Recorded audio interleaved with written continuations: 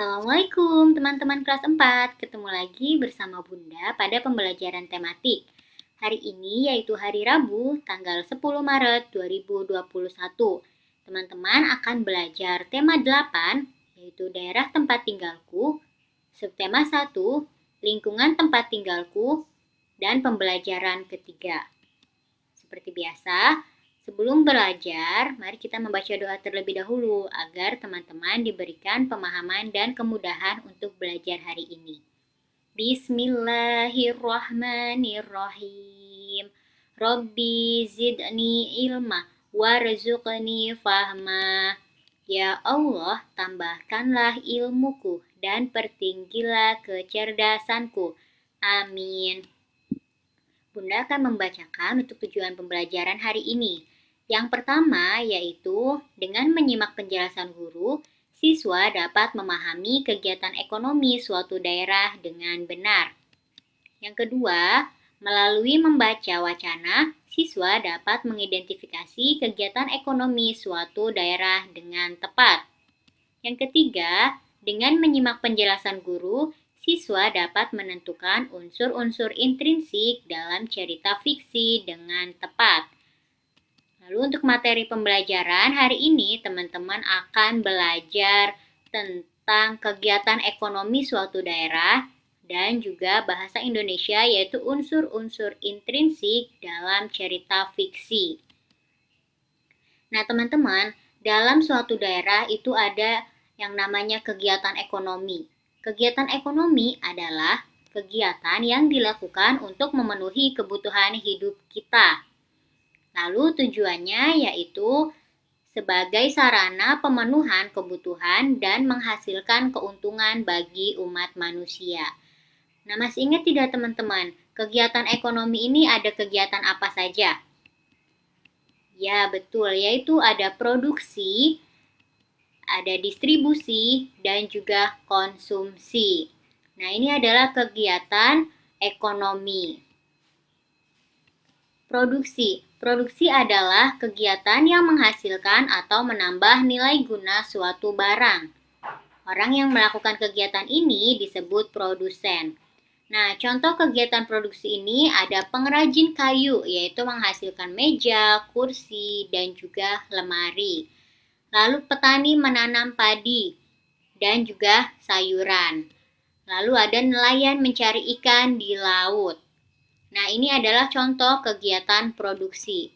Selanjutnya, kegiatan distribusi. Kegiatan distribusi yaitu untuk menyalurkan barang dari pihak produsen kepada konsumen. Pelaku dalam kegiatan distribusi disebut distributor. Tujuan dari kegiatan distribusi adalah supaya barang atau jasa yang disalurkan dapat tersebar luas ke konsumen yang membutuhkan. Contoh kegiatan distribusi yaitu pengemasan barang, pengangkutan barang, pembeli dari produsen, dan juga penjualan ke pedagang pasar dalam bentuk grosir.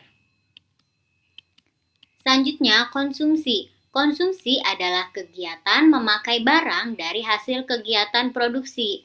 Pelaku dari kegiatan konsumsi adalah konsumen.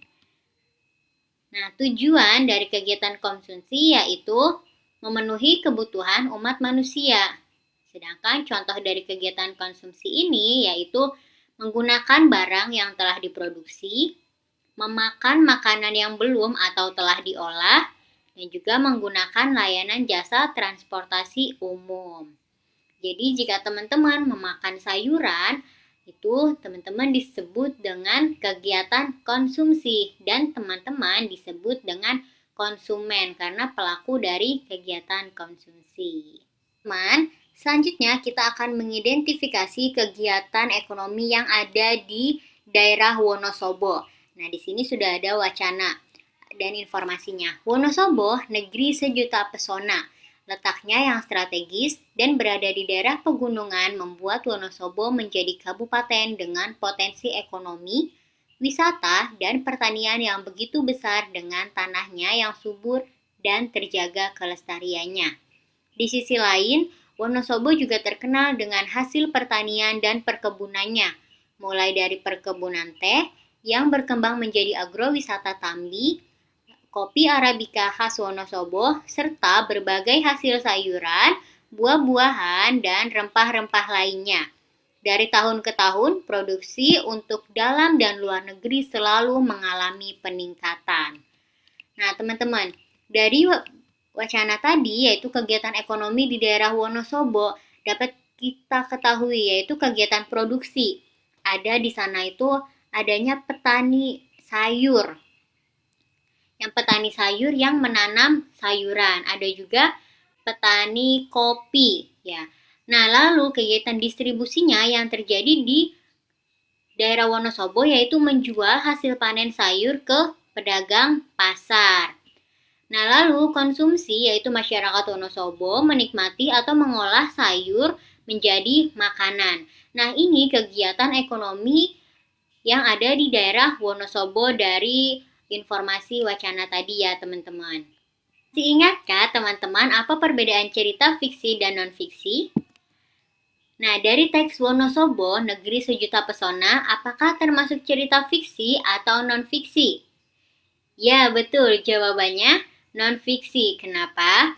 Karena karangan non-fiksi yaitu karangan yang dibuat berdasarkan fakta, realita, atau hal-hal yang benar dan terjadi dalam kehidupan kita sehari-hari. Nah, jadi teks yang tadi itu karangan non-fiksi karena karangannya itu dibuat berdasarkan fakta dan realita yang ada, teman-teman. Sedangkan cerita fiksi yaitu diartikan sebagai cerita rekaan atau khayalan yang tidak berdasarkan dengan kenyataan. Jadi, ceritanya itu dibuat oleh atau khayalan seseorang. Nah, selanjutnya, hari ini kita akan membahas yaitu cerita fiksi, teman-teman. Nah, masih ingat tidak jenis-jenis cerita fiksi ada apa saja? Oke, Bunda mengingatkan kembali ya. Jadi, jenis-jenis cerita fiksi yaitu ada cerita rakyat. Nah, cerita rakyat adalah cerita yang secara turun-temurun diceritakan dan dikisahkan dari generasi ke generasi tentang suatu legenda di daerah tersebut. Lalu ada cerita jenaka. Nah, cerita ini mengisahkan tentang kelucuan dan kecerdikan para tokoh utamanya yang bisa membuat para pembaca ini terhibur oleh ceritanya. Cerita jenaka bisa dibilang adalah cerita fiksi yang paling lucu dari semua jenis cerita rakyat. Contohnya ada Si Kabayan dan juga Pak Banjir. Nah, selanjutnya ada cerita mitos. Nah, mitos adalah cerita tentang masa lalu yang sangat silam di mana peristiwa-peristiwa yang diceritakan di dalamnya menggambarkan banyak mukjizat dan keajaiban. Selanjutnya ada cerita legenda. Nah, sedikit mirip dengan mitos. Legenda adalah cerita fiksi tentang masa lalu yang memiliki gambaran akan orang-orang sakti, tapi tidak dianggap suci seperti mitos. Berdasarkan dari mitos, tokoh-tokoh utama cerita legenda biasanya adalah manusia berkekuatan luar biasa. Contohnya yaitu cerita Roro Jonggrang, Tangkuban Perahu, asal-usul Candi Prambanan. Nah, jenis cerita fiksi selanjutnya ada fabel. Nah, cerita ini menggambarkan para binatang-binatang sebagai tokoh utama yang menggantikan manusia sebagai tokoh cerita. Contohnya nih ada kelinci dan kura-kura, lalu kancil dan buaya, dan juga semut dan belalang. Lalu jenis cerita fiksi selanjutnya ada cerita pendek. Sesuai dengan namanya, cerita pendek atau disingkat juga dengan cerpen adalah cerita fiksi yang bisa dibaca dalam waktu singkat dalam sekali duduk. Biasanya hanya memiliki sebanyak 1-2 halaman. Ceritanya pun bisa memiliki berbagai macam tema singkat. Lalu ada novel. Nah, cerita fiksi novel ini bisa digambarkan sebagai sebuah cerita yang memiliki penokohan karakter yang kompleks, urutan bab yang cukup panjang dan cerita yang kompleks. Karena panjangnya yang bisa dibagi ke dalam beberapa bab, ceritanya bisa secara lebih lengkap menggambarkan semua tokoh di dalamnya. Contohnya nih ada Harry Potter, Laskar Pelangi, dan juga Bumi Manusia. Nah, setelah tadi teman-teman belajar tentang jenis-jenis cerita fiksi, kita akan belajar unsur-unsur intrinsik pada cerita fiksi. Yang pertama yaitu unsur intrinsik dalam cerita fiksi ini ada tema. Yang kedua, tokoh dan penokohan. Yang ketiga, latar. Latar ini ada latar tempat dan juga latar waktu. Lalu ada alur. Dan yang terakhir ada amanat. Oke, mari kita bahas satu persatu ya teman-teman. Tema. Tema adalah ide atau gagasan yang mendasari terbentuknya sebuah cerita. Jadi kalau misalkan ada cerita, itu pasti ada temanya. Temanya itu ditentukan terlebih dahulu. Yang kedua, tokoh atau penokohan. Nah, tokoh adalah orang-orang yang diceritakan dalam sebuah cerita. Sedangkan penokohan adalah sifat atau watak dari tokoh yang diperankan atau diceritakan. Berdasarkan penokohan, tokoh dibagi menjadi tokoh utama, tokoh pendukung, tokoh protagonis, dan juga tokoh antagonis. Jadi tokoh dan penokohan ini berbeda ya teman-teman. Selanjutnya ada latar. Nah, latar adalah keterangan atau informasi mengenai waktu, suasana, dan tempat terjadinya cerita. Selanjutnya yaitu ada yang keempat ada alur. Alur adalah urutan peristiwa yang membentuk cerita.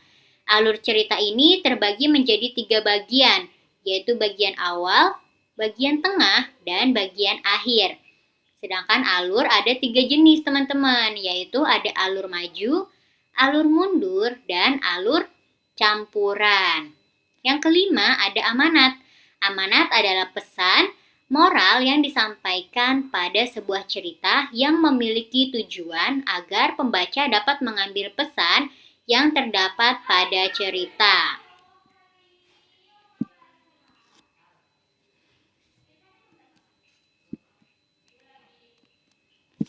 Oke teman-teman, sekian untuk pembelajaran hari ini. Semoga membantu teman-teman belajar dimanapun. Tetap semangat belajar ya, dan tetap jaga kesehatan. Semoga kita segera bertemu di sekolah. Sekian dari Bunda. Wassalamualaikum warahmatullahi wabarakatuh.